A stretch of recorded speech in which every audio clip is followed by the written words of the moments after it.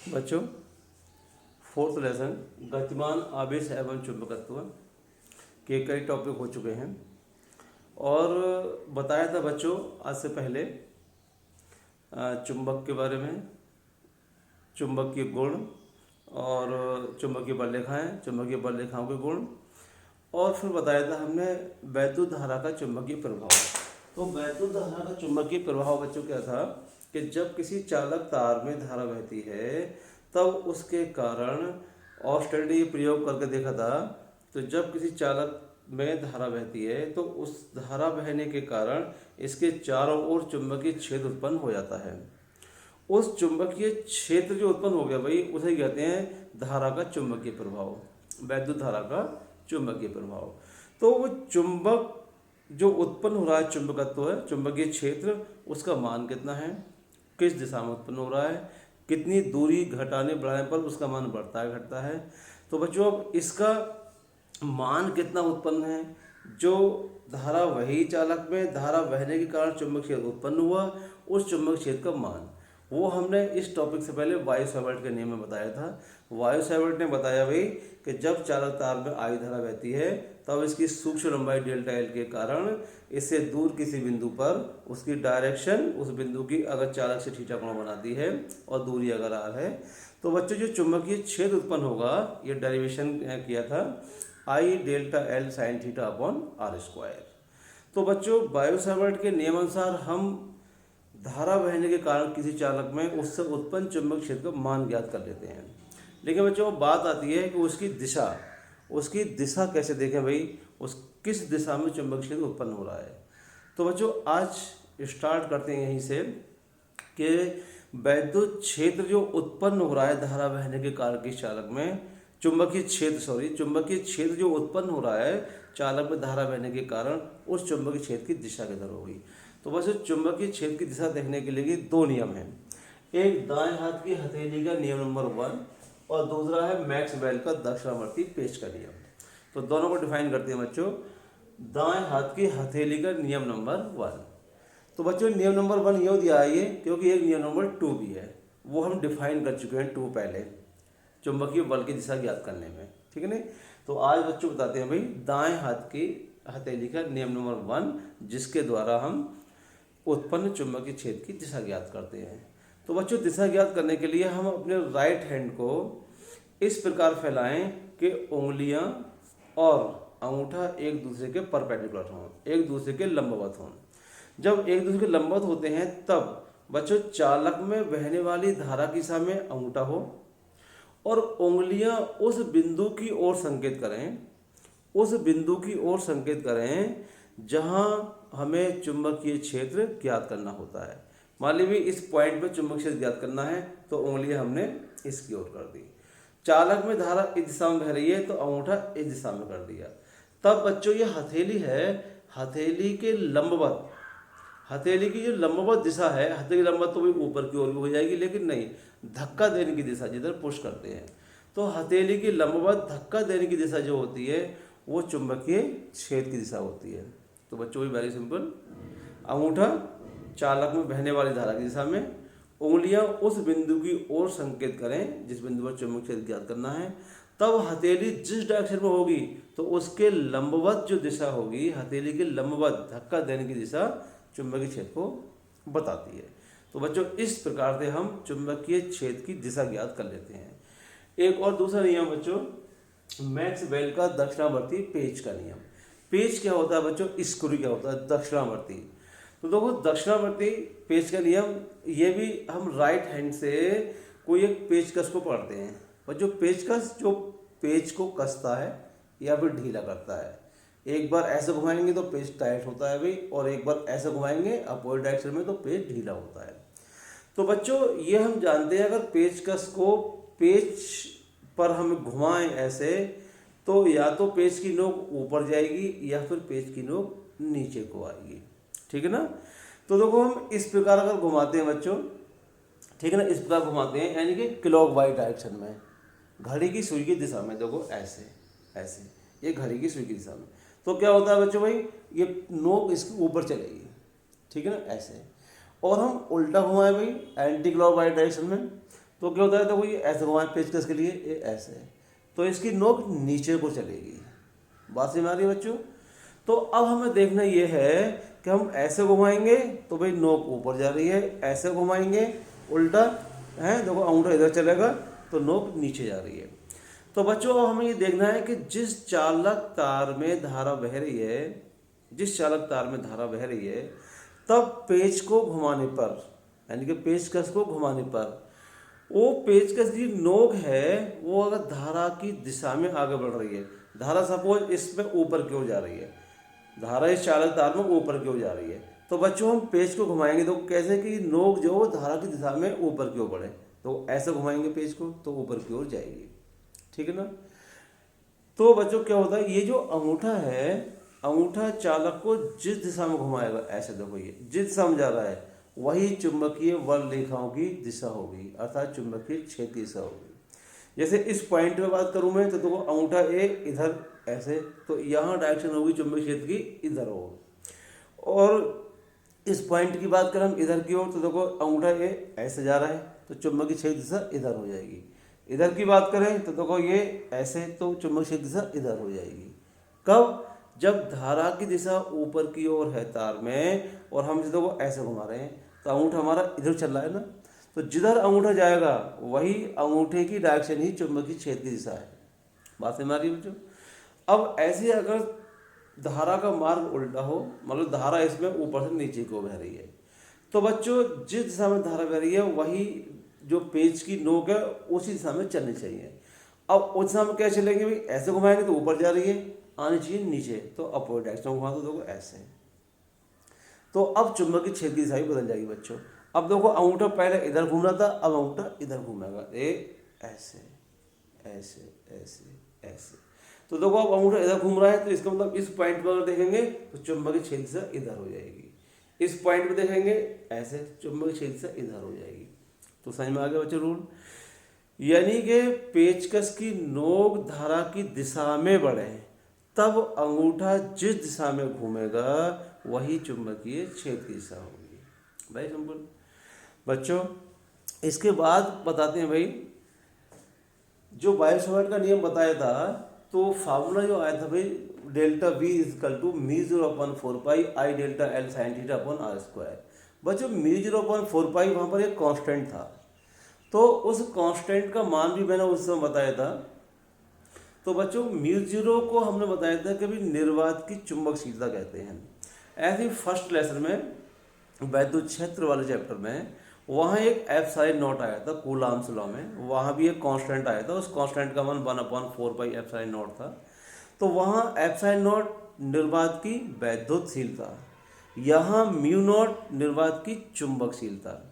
तो कई बार बच्चों ये बोर्ड एग्जाम में दोनों में रिलेशन आ जाता है, तो मैं उस रिलेशन को प्रूव करता हूँ। ठीक है ना बच्चों? इसे मिटाते हैं। तो देखिए बच्चों, μ0 निर्वात की चुंबकशीलता तथा ε0 निर्वात की विद्युतशीलता में संबंध।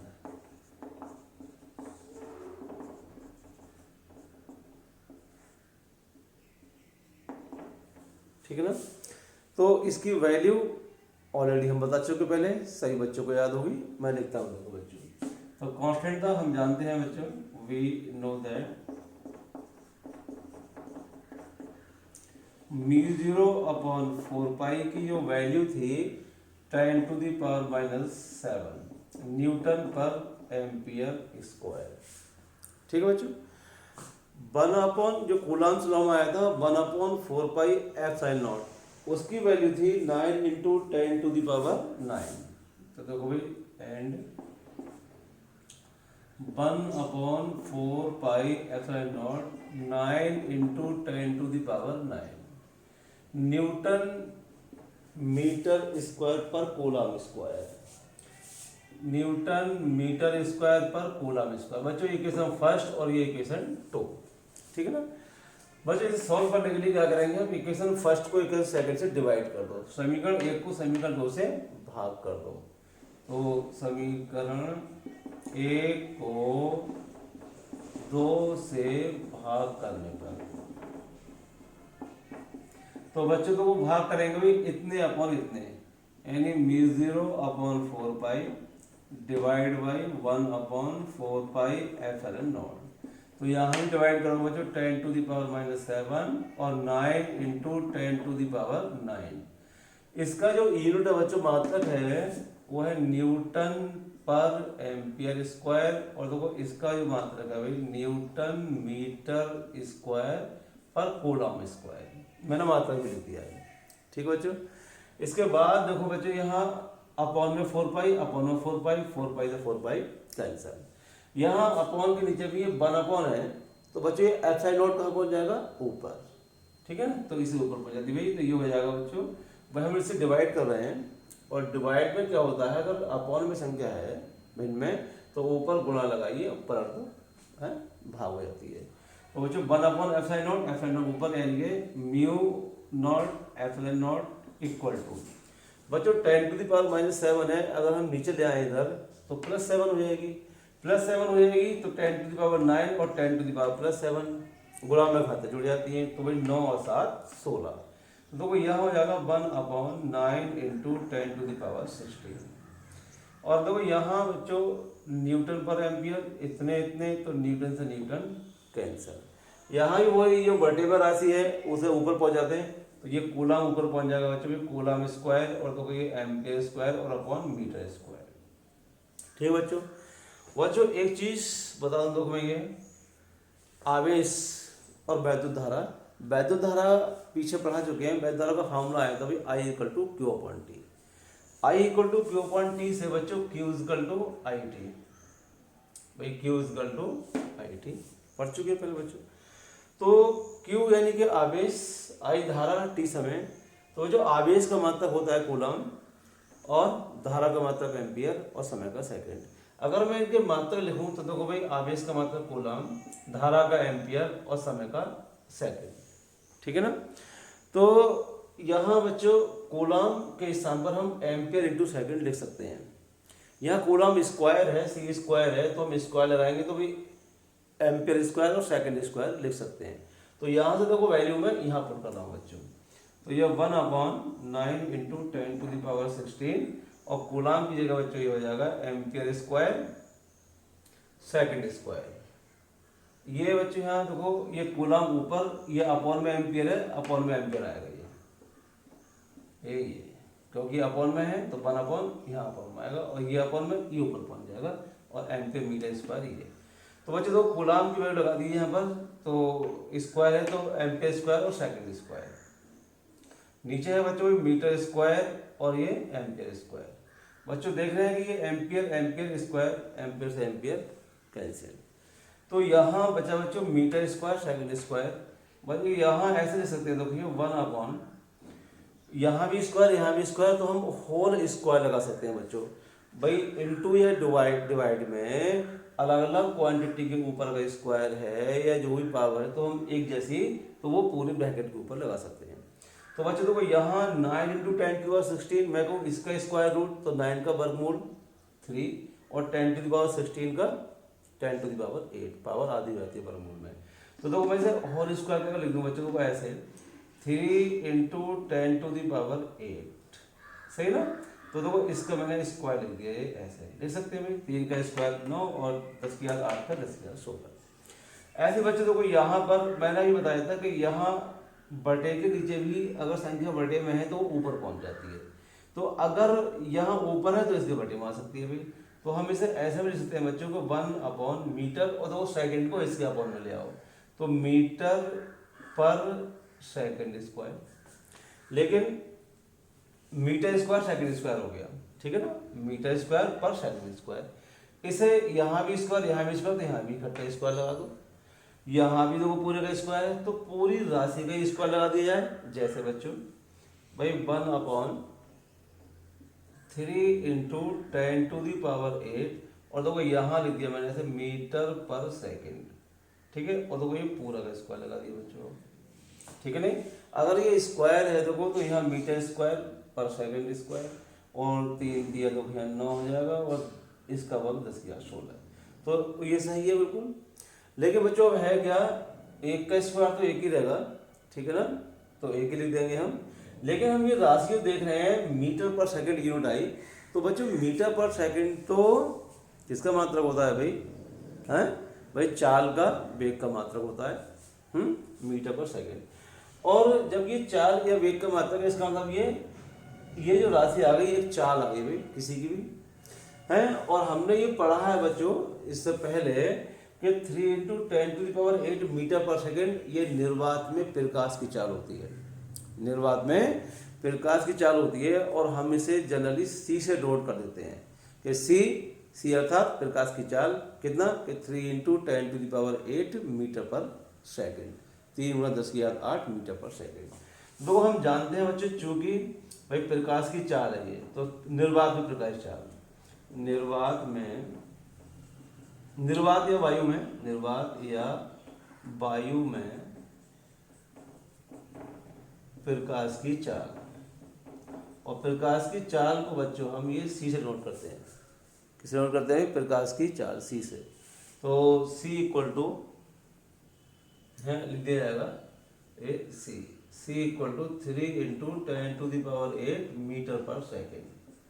अर्थात हम इसके स्थान पर सी ले सकते हैं बच्चों, इसके स्थान पर सी ले सकते हैं, ठीक है ना। तो ये आ गया, यहाँ लिख दो बच्चों। अब ये देखो मैं यहाँ लिख देता हूँ ये ठीक। तो ये आ गया μ0ε0 इक्वल टू 1/, और देखो ये चीज हो गई सी, प्रकाश की चाल, स्क्वायर तो स्क्वायर सी स्क्वायर। बच्चों ये रिलेशन आ गया भाई, μ0ε0 यानी कि निर्वात में चुंबकशीलता और ये निर्वात की है विद्युतशीलता का संबंध, और वो भी है भाई c² के बराबर, 1/c² के इक्वल। या ऐसा ले सकते हैं इससे भी, या c² इक्वल टू, तो भाई ये राशि इधर पहुंचा दो 1/μ0 और ε0। या ऐसे ले सकते हैं बच्चों में c इक्वल टू 1/√μ0 और ε0, ये ऐसे। तो बच्चों निर्वात की चुंबकशीलता वैद्युतशीलता है में रिलेशन आ गया, प्रकाश की चाल इक्वल 1/√μ0 ε0। तो ये रिलेशन आगे भी काम में आएगा, बोर्ड एग्जाम में भी आता है, ये इतना बच्चों। इसके बाद एक टॉपिक और कराते हैं, चुंबकीय क्षेत्र ज्ञात तो कर रहे हैं हम, बायो साहब ने बता दिया भाई कि किसी सूक्ष्म अवयव के कारण जिसमें धारा बहती है, तो किसी बिंदु पर भाई चुंबकीय क्षेत्र का मान μ0/4πI∆sin⁴ इस सूत्र के द्वारा हम भिन्न भिन्न आकृति के कारण, भिन्न भिन्न आकृतियों में बहने वाली धाराओं के कारण जो चुंबकीय क्षेत्र उत्पन्न होता है उसे ज्ञात करते हैं। तो बच्चों अब ज्ञात करते हैं, किसी कुंडली में कोई धारावाही कुंडली है, तो कुंडली में धारा अगर बह रही है, तब उस धारा के बहने के कारण जो चुंबकीय क्षेत्र उत्पन्न होगा उसके केंद्र पर, और भी कई इसमें केस हैं, पहले हम निकालते हैं कि उसके केंद्र पर जो चुंबकीय क्षेत्र उत्पन्न होगा उसका मान क्या होगा बच्चों। तो देखो धारावाही कुंडली ये